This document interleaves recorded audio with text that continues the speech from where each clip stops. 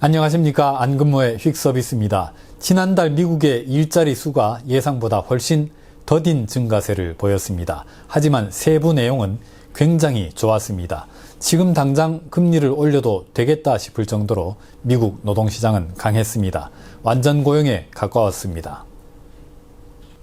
미국 농업 이외 부문 취업자 수가 매달 얼마나 늘어나는지를 보여주는 그래프입니다. 12월에 19만 9천 명 증가했습니다.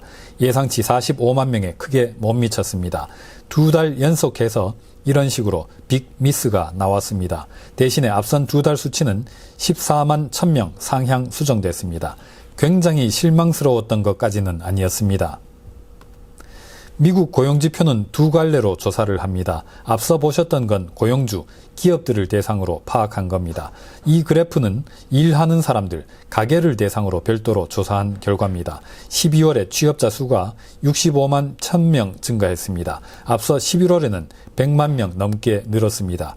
기업 대상 조사 결과보다는 훨씬 양호한 그림입니다. 지난해 12월 미국의 노동 가능 인구는 약 11만 명 늘었습니다. 그런데 경제활동에 참가하는 인구는 약 17만 명 증가했습니다.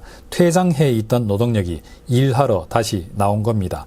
그리고 취업자 수는 경제활동 인구 증가분의 약 4배, 65만 1,000명 늘었습니다. 덕분에 실업자 수는 48만 3천 명 급감했습니다. 자연히 12월 중 미국의 실업률은 3.9%로 전달에 비해서 0.3%포인트나 떨어졌습니다. FOMC 위원들이 추정하는 완전 고용 상태의 실업률 4.0%보다 낮은 수준으로 내려갔습니다. 일하고자 하는 사람들은 거의 다 직장을 잡았다는 얘기입니다. 팬데믹 이전에도 실업률이 이렇게 낮았던 적은 별로 없었습니다. 물론 지금 비농업 부문에 취업해 있는 사람의 수는 팬데믹 직전에 비해서는 여전히 357만 명이나 적습니다. 갈 길이 한참 멀었습니다. 그러나 이제 연준은 더 이상 갈 길이 한참 멀었다는 말을 하지 않습니다. 이 357만 명이라는 격차는 당분간 있기로 했습니다. 미국의 경제활동 참가율입니다. 노동 가능한 사람들 중에서 일하러 나온 사람의 비중이 얼마나 되는지를 보여줍니다. 최근에 조금 개선됐지만은 여전히 팬데믹 이전에 비해서는 현저하게 낮은 수준입니다. 사람들의 노동시장 복귀가 이렇게 더딘 상황에서 취업자 수를 대폭 늘리는 것은 굉장히 어려운 일입니다.